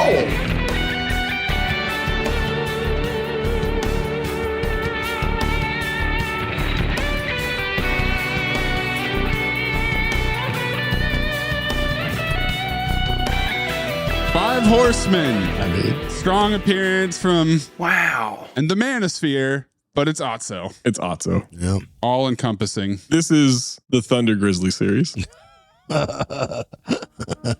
Remember that? There's not a bad opponent. It's just Otso's up 50. Breathe in through nose, out the mouth. Ass on, ass off. Teddy Rex, Moosey Teddy Rex. Teddy Rex, Moosey Teddy Rex. Ass on, fuck it, ass off. Ass on, fuck it, ass off. Michael Biehn Memorial Ass On Award. Big Guido. Come on, man. Don't do that to Big Guido. When she picks up the van, he goes, whoa. mad ass on. Either him or the Chinese businessman. Chinese businessman. That's what I was going to say. But that's on the writing. Mark Consuelo says Steve wasn't great. No. But he did his job. He hit the mark. It is either Big Guido or the Chinese businessman. If we pick the Chinese businessman, you cannot play the gong sound, okay? Don't ever tell me what I can't do. All right, Big Guido. We're going Big Guido. Carl Weathers Memorial Ass Off Award. Everyone's good. Everyone's good. Uma Thurman playing crazy. She was fantastic. Luke Wilson with his little architecture nerd shit. Anna Faris doing the Anna Faris thing. Wanda Sykes doing the Wanda Sykes thing. Rain was even good. Yeah, I think it's Wanda if she has maybe one or two more scenes. To me, it's between Uma and Luke. I'd go to Uma. She plays the whole trying to hide the identity, being crazy thing, revenge. She's really good. I'm going to tell you something. Spot on performance of that type of person. You don't have to tell me. Well, that's the validation we need for the Carl Weathers Memorial Ass Off Award. You're good at keeping secrets? Absolutely. Because I've got a present for you. Secret present outside by the dumpster. Is it a baseball mitt? It fits you like a baseball mitt, like a glove. I hope. Golden Dumpster nominees. Mine's the robot cuck pigeon. Close second, sex crashing into Uncle Jack's apartment at the end. If you could have any superpower, what would it be? The ability to satisfy myself orally. Really? Wouldn't that be a little Wanda saying, "What did you call me?" Because he called her homegirl. And him not remembering what he even said. What? Huh? I don't know. Him getting slapped around in the limo. Yeah. That was great. Didn't hurt at all. But mine is going to be Rainn Wilson as Vaughn. When the guns come out and the shit gets serious, him inching towards the door and mouthing, "I'm going to go." Mine's going to be him calling her homegirl. Her saying, "What? What did you call me?" What? I don't know. Well, Amin, you picked it, motherfucker. Motherfucker. I like that. Bulb or file? Like I said last week, I saw this movie when it came out. I remember the trailer. Zach's right. There was a lot of marketing behind this. It was everywhere, yeah. I went to go see it, and like Hancock, which would come out a couple of years later, I really enjoyed the beginning part, and then the third act was kind of whatever. Rewatching it now, it's almost the opposite. Get to the part where she gets crazy. Miss me with all this other shit. But overall, it was, like Tony Medley said, it was a nice, pleasant watch, man. I laughed. I thought we got great acting performances by everybody. Is the story great? No. Is this one of the best movies you've done? No. But it's the solid C student of Cinephobe movies. It's a file. Yeah, I'll go. Zach? Yeah, I don't think... D. Reynolds?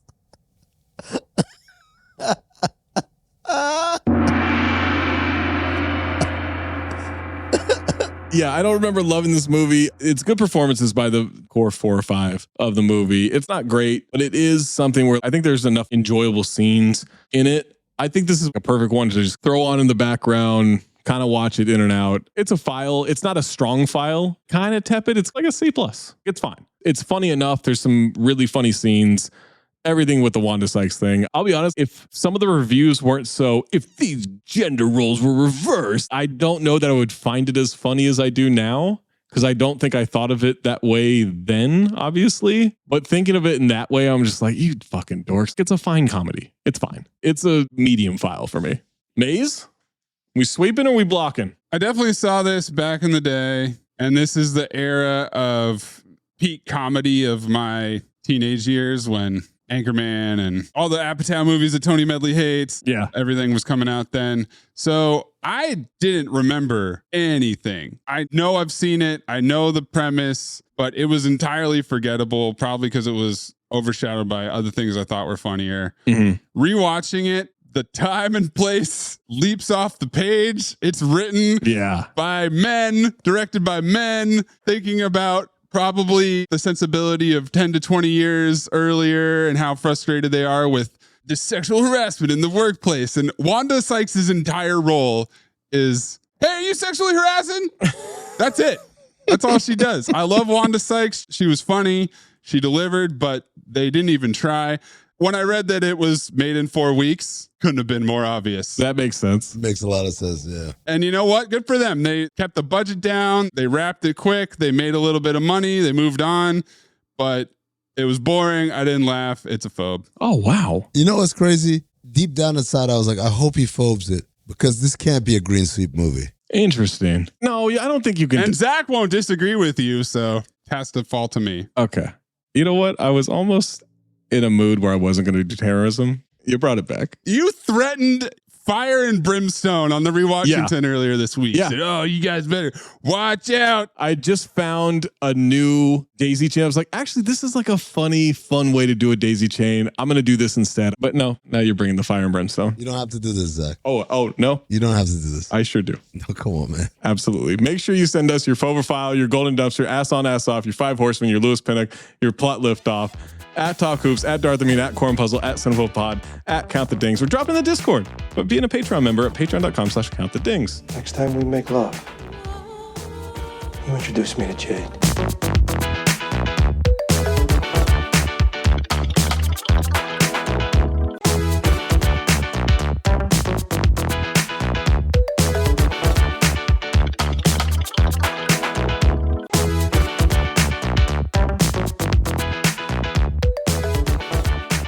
Want to know what's going on? Want to know what the next pick is? Want to know what the daisy chain is? Sure. We're sticking superheroes. Oh. And you know what? I don't want us to have a rental. Too many rentals this year. I want to make sure we can stream this movie. You know what doesn't stream? Morbius. I knew it. I knew he was going to do this. Not a rental. It's a streamer. Morbius. Enjoy that. Oh, it's Morbin time. It's Morbin time. Oh, shit, man. Mighty Morbin, fuck you, Rangers. Disney Plus? I don't give a fuck where it is. I don't know. It's everywhere. It's everywhere, nowhere, all at once. I don't give a fuck where it is. I just know it's streaming. Oh, my best friend Jared Leto finally joins the show. Absolutely. Is it going to hurt me as much as it hurts you?